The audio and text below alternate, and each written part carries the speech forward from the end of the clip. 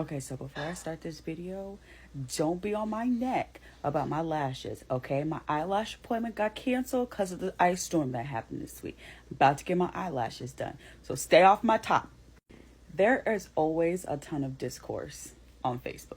Literally always a ton of discourse on Facebook. But there tends to be a lot of discourse surrounding the fact of if my father made my mother a certain way, and it's annoying me.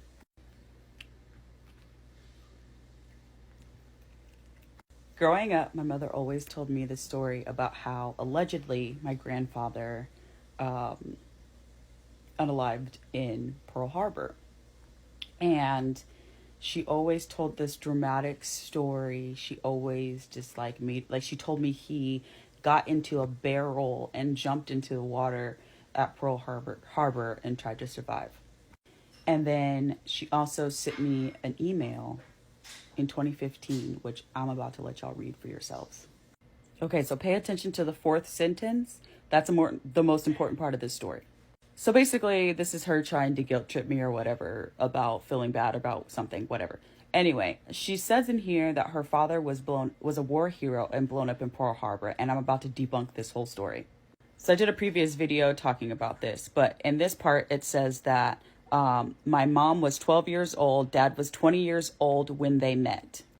This is my baby book, and right here it says that he was born on May the 9th of 1922, which means if he was 20 years old when he met my grandmother, that means it was 1942.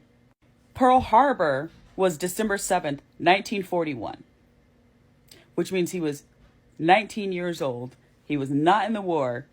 He was not in Pearl Harbor, if this is true. Also in my baby book, right here, it says he died June 14th, 1990 of congestive heart failure and stroke. When I was in the third grade, I wrote a book report, or a report, about how my mother told me that he was in Pearl Harbor. He got into a barrel and jumped into the water so he could try to avoid getting exploded or whatever in Pearl Harbor. But in my baby book, it actually says the opposite. Like, that's a whole 50-year difference. 1922 is when he was born. 1941 is when Pearl Harbor happened. And he died, allegedly, in 1990. It's a 50-year difference. There's also a story that was written in my baby book that was not true. And I have a text message from my father that confirms that it was not true, because he confirmed it when he was here, but it was written in my baby book. So this is probably going to be a 3-part series. So stay tuned for part 2, because it's crazy.